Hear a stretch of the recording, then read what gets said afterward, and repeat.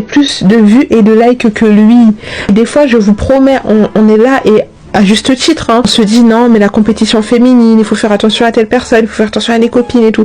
Mais des fois la personne avec qui tu es, que toi tu considères comme ton partenaire de vie, donc on va fonder quelque chose, on va vraiment créer quelque chose, toi et moi, on va être une équipe. Lui te voit comme une adversaire, alors que c'est ridicule, hein, parce que pour moi quand on est ensemble on est partenaire de vie, donc on essaye d'upgrade tous les deux.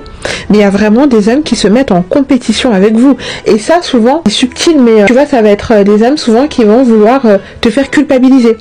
Toi, par exemple, tu vas avoir un commerce ou un truc qui marche mieux. Ça va être, ah bah oui, mais toi, tout te réussit. Il y a vraiment des gars comme ça, genre, oui, mais toi, tout te réussit, alors que moi, je galère à faire ça, ci et ça, tu me comprends pas. Tu vas te rendre compte que le mec devient nerveux, alors qu'il a jamais été nerveux. Il va essayer de créer des histoires là où il y en a pas. Il va essayer de te faire culpabiliser. Tu vois, où tu vas te dire, ouais, non, mais peut-être que je devrais... Tu vois, en fait, à partir du moment où tu es dans une relation, peu importe laquelle, mais surtout les relations amoureuses où tu ressens que tu as besoin de t'effacer, de t'amoindrir, de faire baisser ton éclat pour que lui soit en lumière, c'est que tu dois partir de cette relation. Alors après, on n'est pas dans le secret des relations des gens, mais par exemple, moi, de ce que je peux voir, des relations où vraiment la fille, elle upgrade, elle brille, elle est là, elle fait son truc, et que l'homme, je pense à la situation et c'est Blafrit. Bon, après eux ils sont un peu dans la même catégorie sociale, donc ça va, mais par exemple je prendrais l'exemple, après je sais pas qu'est-ce qu'il fait dans la vie, mais souvent je me dis par exemple une femme comme Coach Chic, tu vois, qui est hyper successful, qui voyage partout, etc., etc. Imaginez si une femme de sa catégorie avait un homme qui tout le temps dévaluait, qui tout le temps voulait lui voler sa lumière, qui tout le temps voulait l'éteindre, qui tout le temps...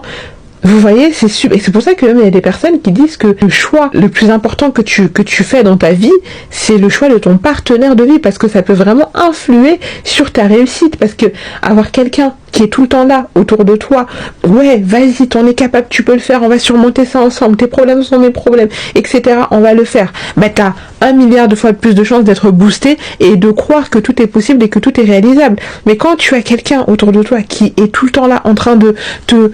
je sais pas comment dire, je pense que vous allez comprendre ce que je veux dire, mais en gros, qui est tout le temps là en train de te monitorer, que tu sens que tu as besoin de t'éteindre pour que cette personne se sente en lumière, pour que cette personne se sente valorisée, on dirait ne te voir briller dans le domaine dans lequel tu as envie d'exceller. Si vous aimez ce genre de discussion, si vous aimez ce genre de contenu, n'hésitez pas à vous abonner à ma nouvelle chaîne YouTube.